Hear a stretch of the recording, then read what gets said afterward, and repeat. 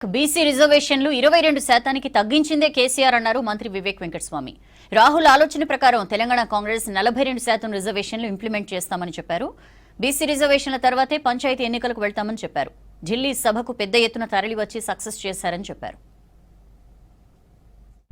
ఈ రోజు జంతర్ మంతర్లో మహేష్ కుమార్ గౌడ్ గారి ఆధ్వర్యంలో రేవంత్ రెడ్డి గారు ఏదైతే 42% రిజర్వేషన్ బీసీస్ కి అసెంబ్లీలో పాస్ చేసి కేంద్రానికి పంపించడం జరిగింది.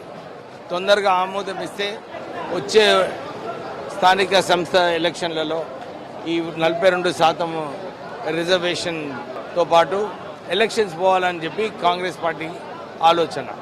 టీఆర్ఎస్ హయాంలో ఏదైతే 38% బీసీ రిజర్వేషన్ ఉందో కేసీఆర్ కావాలని దాన్ని తక్కువ చేయడం జరిగింది. 22% తీసేసి అంటే కాంగ్రెస్ పార్టీ ఏదైతే చిత్తశుద్ధితో ఉందో మాకు బీసీస్కి 42% ఎలాగైనా రిజర్వేషన్స్ కల్పించాలి.